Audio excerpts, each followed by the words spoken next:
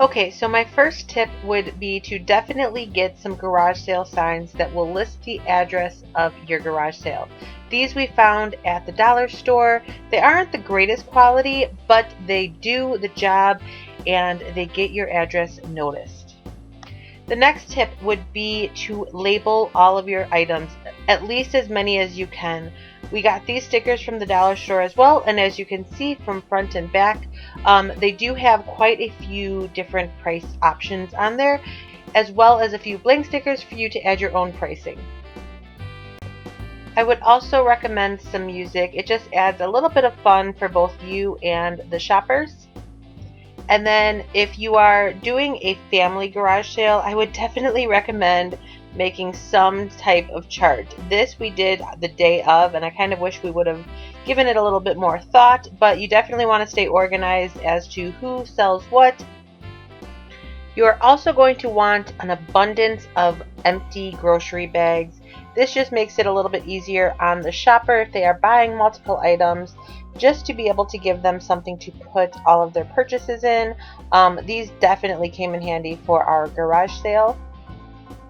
You're also going to want a lot of single dollar bills. You just don't want to lose out on a sale because you don't have change, whether they be dollar bills or fives or tens. You want an assortment of bills.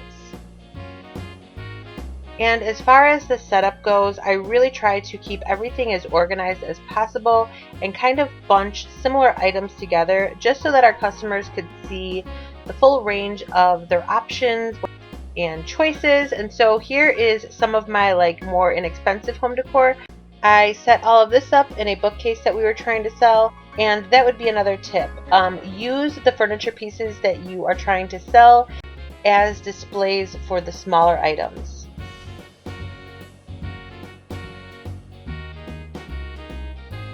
And here you can see all of our magazines, DVDs, and books have been laid out. We tried to lay out everything as best as we could so that nothing was really getting hidden and everything was visible and organized.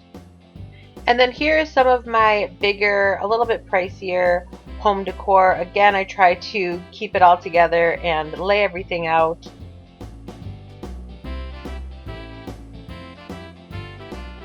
As you can see by the sign there, I was selling all of these pieces for either $5 each or 3 pieces for $12.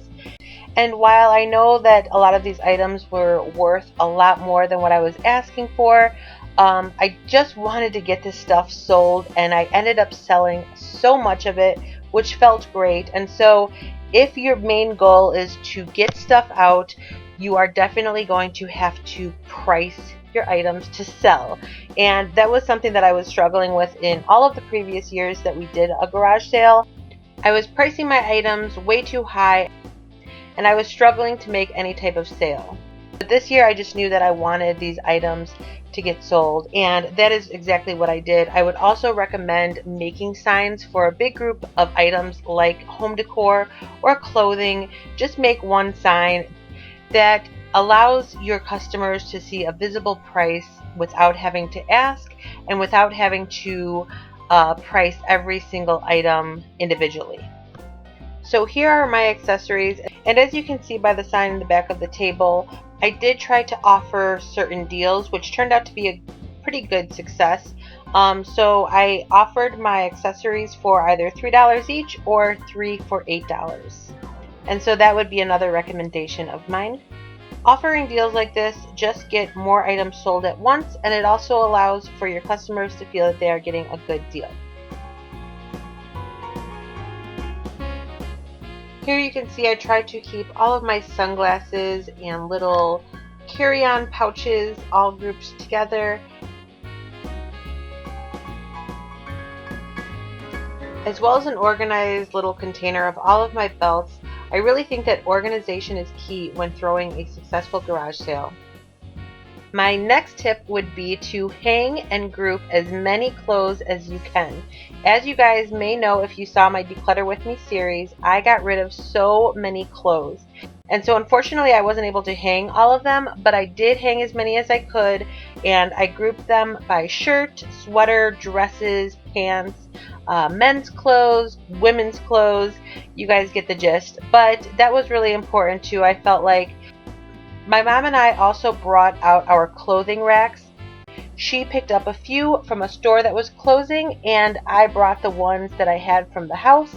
And those turned out to be really nice ways to display all of the clothing that we were trying to sell.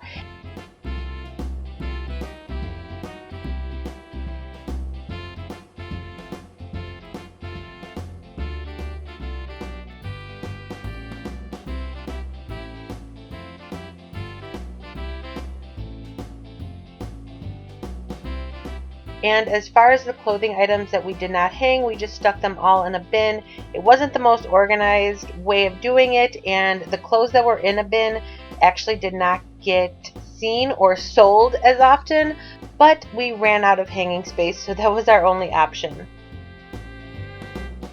Here you can see all of Aiden's toys were grouped together in a bin, and they were labeled with that one sign. Nothing was individually labeled.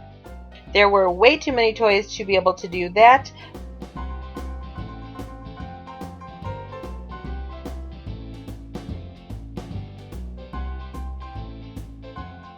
And then here you can just see again the different groups that we put our items into. So we had a little section for jewelry. And then my sister had a table of some of her items along with some more of my home decor. My home decor definitely took up a ton of space.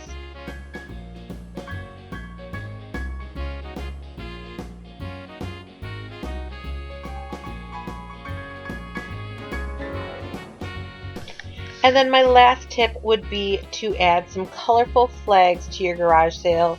These we picked up from the dollar store, and they are just a really nice and fun way to attract people to your garage sale. Whether they were coming to your garage sale or just passing by in their cars, it kind of just gets your house noticed a little bit. So I really hope that you guys enjoyed this video. I hope that I was able to share some new tips that you can use at your garage sale either this season or next season. Let me know if you have any questions in the comment section below, or if you have any garage sale tips that you would like to share. And I will see you guys in my next video. Until then, take care. Bye!